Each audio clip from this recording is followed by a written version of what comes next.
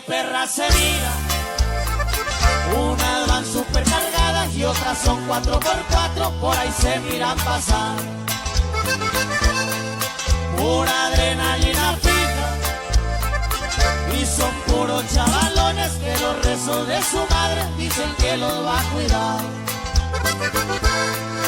Una Cheyenne o tal vez unas coyotonas que por ahí se oyen bramar.